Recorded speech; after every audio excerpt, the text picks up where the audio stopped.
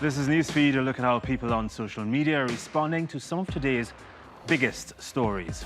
A day of solemn goodbyes and a meticulously organized ceremony in the United Kingdom.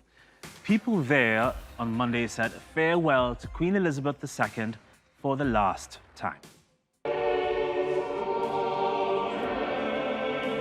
The former monarch's coffin on a gun carriage was pulled by 142 Royal Navy sailors to Westminster Abbey.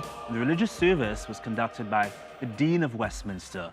The choirs of Westminster Abbey and His Majesty's Chapel Royal, St. James Palace, performed between each prayer and eulogy. The Archbishop of Canterbury during his sermon said, quote, "We will meet again." He was quoting the Queen when she addressed the nation during the pandemic. When the service ended, there were 2 minutes of silence observed. The coffin was then taken to Windsor Castle to be buried alongside the Queen's husband, the Duke of Edinburgh. More than 2,000 official guests from heads of state to the general public were there. There was some controversy about transportation. The British government insisted world leaders take a bus to Westminster Abbey. An exception, though, was made for the US president, who rode in his own state vehicle nicknamed the Beast. But African leaders were seen in this tweet smiling on their bus. Also in attendance was Japan's Emperor Naruhito, other global royals and leaders from Europe and the Commonwealth. Middle East nations and China sent their own representatives, but Russia and Myanmar were not invited. President Joe Biden said the Queen was, quote, decent, honorable, and all about service. He also signed the official condolence book and shared some personal memories.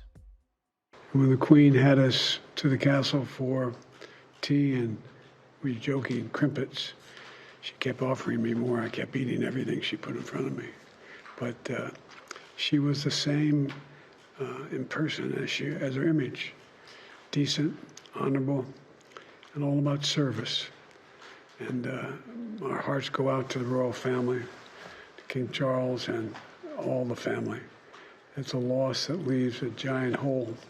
Well, here are some interesting figures about the funeral. It's believed as many as 750,000 people visited the Queen's coffin before the funeral. 2,000 dignitaries and guests attended, and more than 10,000 police officers made sure everything ran smoothly. It was the biggest policing operation in London's history. An estimated 1 million people used the city's public transportation system on Monday. There were many ways to watch the proceedings or get involved. Huge screens were installed at parks and town squares across the country, and many cinemas showed the funeral. It's estimated it was viewed by over 4 billion people. That makes it the most watched broadcast ever. As for the queue to see the Queen lying in state, well, it stretched for about 16 kilometers and took some people as much as 24 hours to get to view the coffin. Of course, someone had to be last in line. It was amazing. I knew what time it was going to close. I wasn't sure that everybody was going to get through. And then when they came to me and said, right, you're the last person, I went, oh, really? And then we just carried on and obviously joined all the procession. TRT Simon McGregor Wood followed the social media reaction. The death of the Queen and her lying in state has dominated social media. Twitter has been alive with people's personal reflections, and on Sunday evening, the evening before the Queen's funeral, the extraordinary rainbow alluded to in this tweet, the most incredible rainbow over the Palace of Westminster on the eve of Her late Majesty Queen Elizabeth II's funeral. And of course, people have been drawing attention to the extraordinary gathering of VIPs and dignitaries, including US President Joe Biden. He tweeted yesterday, "Today, Jill and I signed the official condolence book for Her Majesty Queen Elizabeth II. We first met the Queen in 1982 and will always remember her kindness and hospitality. Her legacy will loom large in the pages of British history and in the story of our world." And this final tweet from My Life Fits Like It Is, a simple message over a poignant photo of the Queen and her late husband, the Duke of Edinburgh. Goodbye, Her Majesty, Queen Elizabeth II. Meanwhile, the man behind the London-based account Babel Colour is a multimedia artist known for his work in early colour photography enhancement. His work includes a coloured film of queues, crowds, and the funeral procession for King George VI way back in 1952. You can see a very foggy London and hundreds of people in old-fashioned clothes lining up to say farewell to the king. The footage was taken from various documentaries and has gotten a lot of likes already.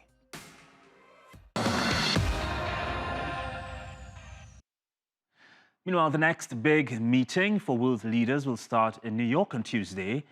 Turkey's leader, who's already there, believes his country can solve the issues it has with the United States through conversation and on the basis of common interests, as he put it. The President Recep Tayyip Erdogan is in New York preparing for Tuesday's UN General Assembly session. He says to remove what he calls the dark shadow of terror from his region, he'll underscore the need to support Turkey's fight against terrorism. He'll also discuss the rise in attacks against Muslims in the US. Erdogan says he'll lay all his cards on the table. Turkey's importance should be understood well and decisions should be taken accordingly. Even though we have some different opinions concerning Turkey's national security, we have similar approaches in most regional and global issues. We agreed with President Biden to deepen our cooperation.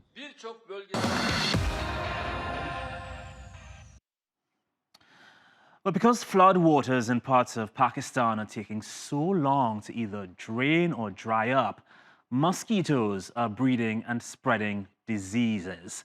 The insects aren't just extremely annoying for their painful and itchy bites, they're dangerous, particularly the ones transmitting dengue fever and malaria. Both can be fatal. Well, the Pakistani news media Civilized says waterborne diseases have killed 6 people in the Kaipur district of Sindh, the province flooded the most during the monsoon season. And the organization has included gastroenteritis, a stomach bug contracted by drinking dirty water, in the list of diseases currently spreading there. Well, Sindh is getting some help to deal with the mosquitoes. Provincial authorities have been spraying a deadly gas for the insects, and they've asked that residents ensure there's no stagnant water around their homes. Well, despite the government and the international community's efforts, help is taking a bit longer for those who've lost everything. The United Nations has set up hundreds of temporary tents where people can rest and where children can continue going to school. TRT's Jaffa Hassanin visited one learning center in Karachi that's been converted into a shelter.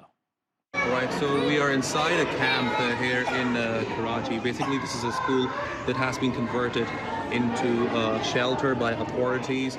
It basically houses displaced flood victims. In total, there are about 36 camps like this one, schools like this one, which are basically housing 17,000 displaced people. And you know what's the most tragic part about it is the fact that it's full of children.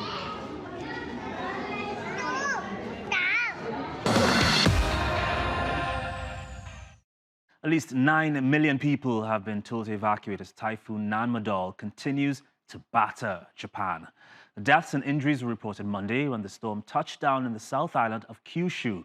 There were landslides, sides of buildings were ripped off, and more than 250,000 homes lost power. Well, the World Meteorological Organization, on this tweet, describes Nanmadol as one of the strongest typhoons ever seen. There was record-breaking rainfall in some areas, like Chugoku in the west of Japan, which officials say doesn't normally receive a lot of rain.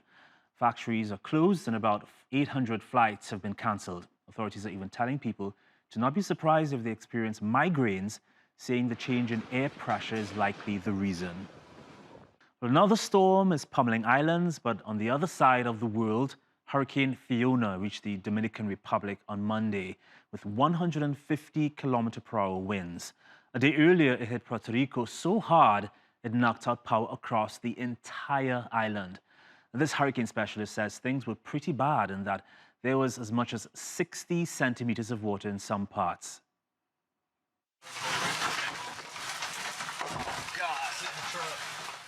Well, these pictures from Puerto Rico show the storm's intensity. There were several landslides and some bridges were swept away. The islands never fully recovered from Hurricane Maria. That storm 5 years ago killed thousands of people and devastated infrastructure. Some locals still haven't rebuilt their homes.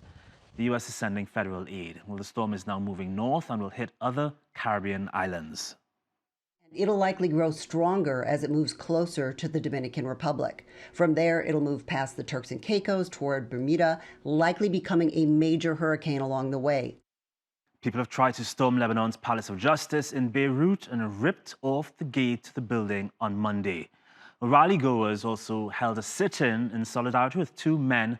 Demonstrators say police are detaining Abdul Rahman Zakaria and Mohammed Brostom. Protesters say the men had accompanied a woman named Sali Hafez to the bank on Wednesday. You may remember the story. Images of Hafez went viral last week after she held up the financial institution with a toy gun and demanded a withdrawal of her own money to pay for her sister's cancer treatment.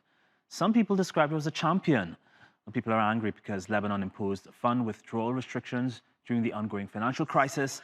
At least 7 banks were held up last week by people like Sally who were demanding their own money. The banks in protest said they were closing for 3 days starting Monday.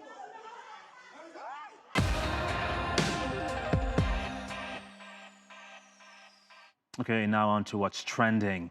You ever tried a piece of clothing that looked great on models but didn't look as good on your unmodel-esque body? Haven't you all, right?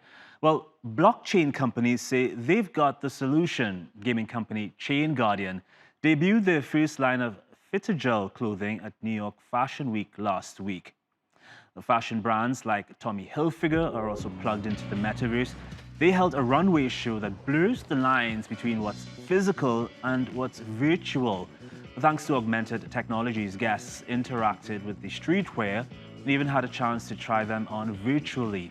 The world of NFT apparel not just creates a unique experience for consumers, but also allows brands to design, produce merchandise, and sell items in sustainable ways. In an unprecedented leak, more than 90 clips of Grand Theft Auto 6 gameplay were published. The hacker posted the videos on a forum under the Teapot Uber hacker, claiming to have accessed them directly from the Rockstar Games internal system. Well, the legal videos, which have now been taken down due to copyright issues, showed robberies, a playable female character, gunplay, and conversations with full voice acting. They quickly spread to more social media platforms, causing a stir among fans.